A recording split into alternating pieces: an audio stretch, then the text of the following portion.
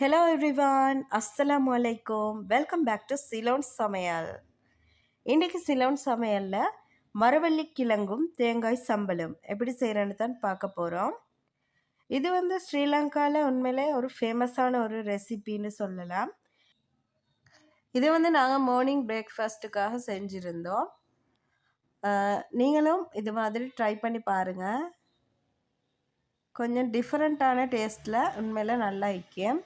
இதுக்கு முதல்ல மரவள்ளி கிழங்கு தோலை சீவிட்டு இது மாதிரி சின்ன சின்னதாக கட் பண்ணி எடுத்துக்கோங்க. அதில் கொஞ்சமாக மஞ்சள் தூள் உப்பு சேர்த்து தண்ணியும் சேர்த்து இதை நல்லா அவிச்சு எடுத்துக்கொள்ளணும். இதை அவிக்க போக்கில் திறந்த மாதிரி அவிங்க, மூடி வச்சு அவிக்க வேணாம்.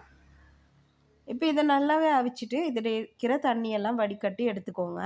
நீங்கள் எதுக்கு மரவள்ளி கிழங்கு சூஸ் பண்ண போக்கில் அண்டைக்கு பிச்சை மரவள்ளி கிழங்கா பார்த்து எடுத்துக்கோங்க.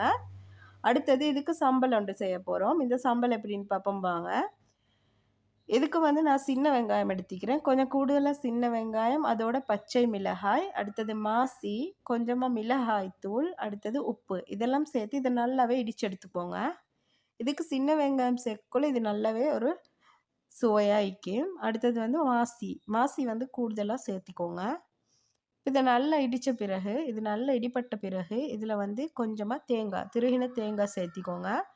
தேசிக்காய் சேர்த்தணும் அப்படின்னு சொன்னால் கொஞ்சமாக தேசிக்காய் புளியும் உங்களுக்கு சேர்த்துக்கொள்ளலும்.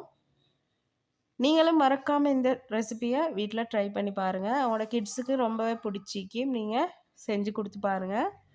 இந்த ரெசிபி பிடிச்சிருந்தா மறக்காமல் சிலோன் சமையலுக்கு சப்ஸ்கிரைப் பண்ணுங்கள். பாய் பாய்.